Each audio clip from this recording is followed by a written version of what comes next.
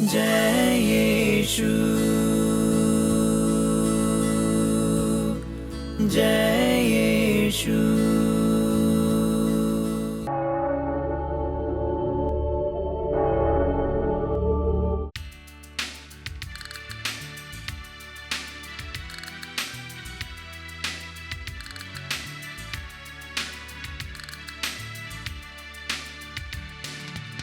राजाओं का राजा यीशु हालेलुया, प्रभुओं का प्रभु यीशु हालेलुया। राजाओं का राजा यीशु हालेलुया, प्रभुओं का प्रभु यीशु हालेलुया। राजाओं का राजा यीशु हालेलुया, प्रभुओं का प्रभु यीशु हालेलुया। हालेलुया। यीशु की स्तुति हो, यीशु की स्तुति यीशु हो, की आराधना हो। यीशु की आराधना हो। हालेलुया। हालेलुया। आइए प्रिय माता पिताएं, भाई और बहनों, हम अपने हाथों को जोड़े, आज के पूरे दिन को हम प्रभु के चरणों पे समर्पण करें। प्यारे यीशु, मैं अपना जीवन, अपना परिवार, सब कुछ यीशु आपके चरणों पे लेके आता हूँ। मुझे आशीष दीजिए यीशु, आपकी दया से मुझे भर दीजिए, सच्चा ज्ञान से मुझे भर दीजिए। प्रभु, आपकी महिमा देकर हम आगे बढ़े। जैसे चरवाहों ने आपकी महिमा देखा, अनुभव किया, प्रभु हम भी अपने जीवन में आपकी महिमा देके और आपकी उपस्थिति अनुभव करें।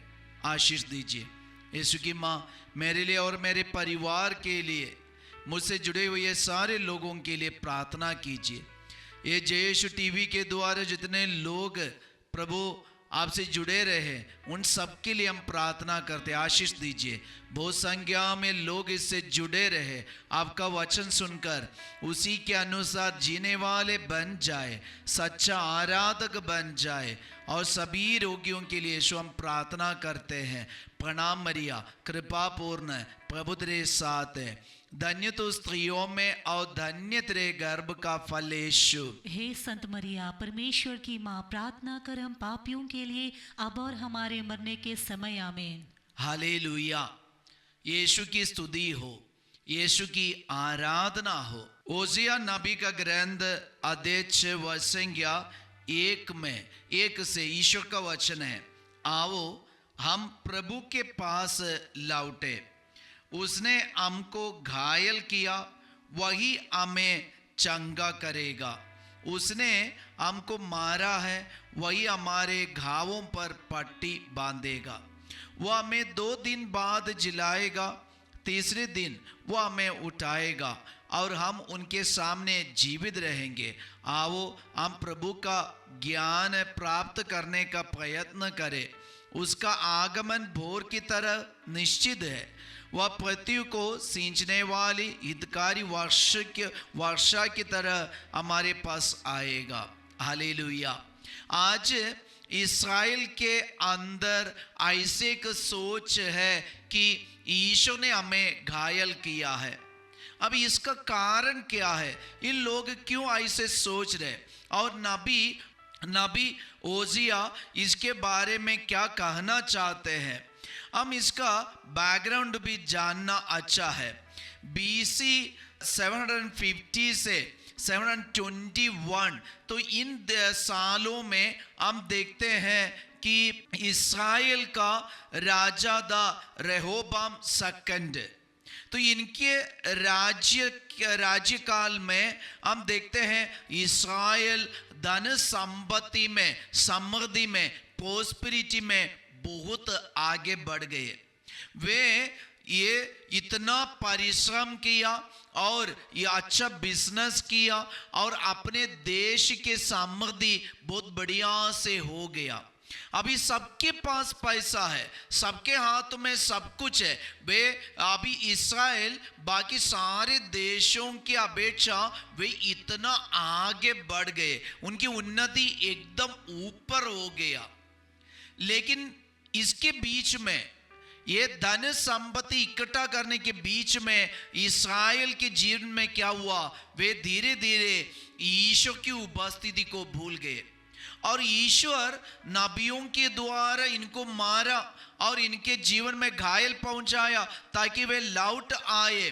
फिर भी वे लौटने के लिए ईश्वर के पास आकर और ज्ञान प्राप्त करने के लिए वे तैयार नहीं थे। तो ईश्वर सोचा कि कुछ दिन में इनसे हाइड करेंगे और गुप्त रहेंगे। तो इन दिनों में क्या हुआ, इस्राएल के अंदर, इनके लोगों के अंदर ऐसे एक अकेलापन और ऐसे एक सोच आने लगा, हम ईश्वर से दूर है।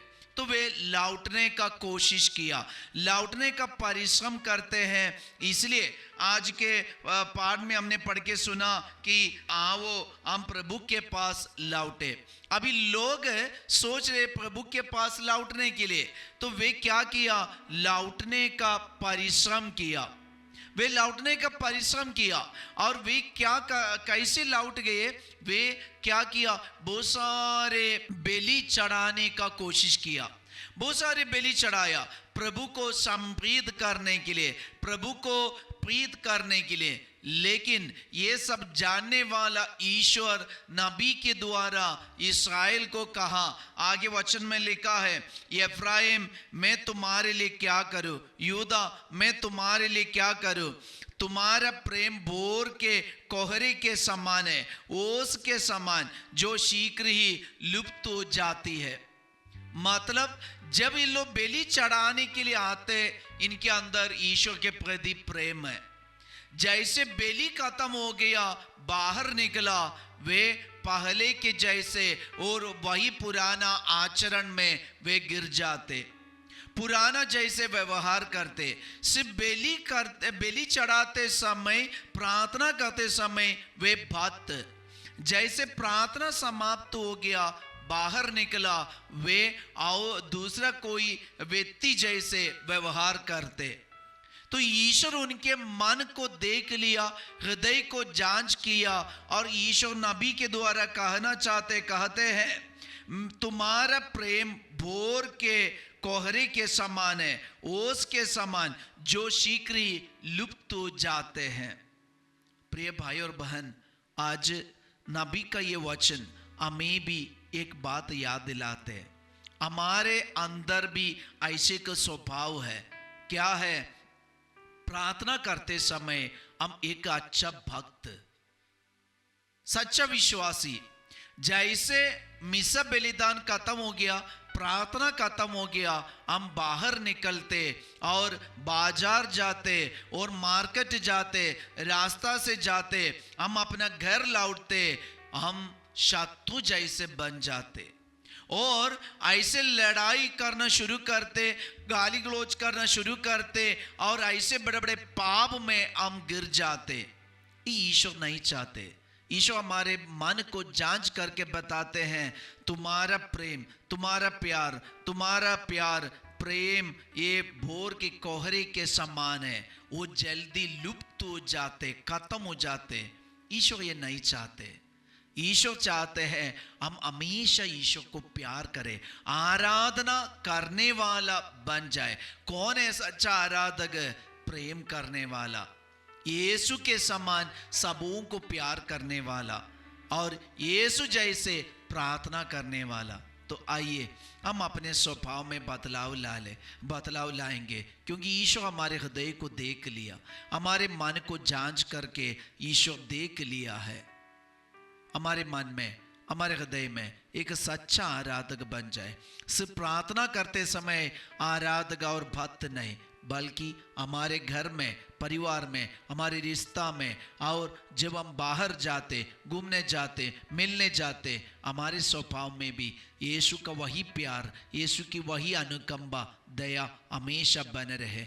हम ईश्वर से आशीष मांगे, यीशु मुझे भी ये आशीष दीजिए, आशीर्वाद दीजिए।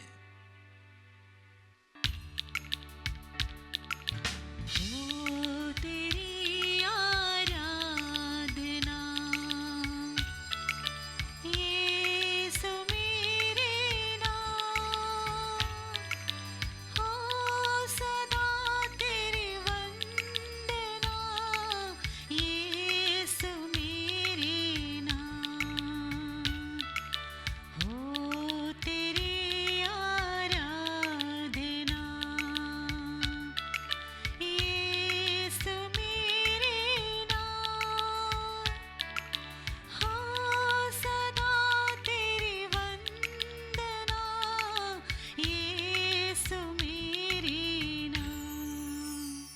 जय यीशु. Have a blessed day.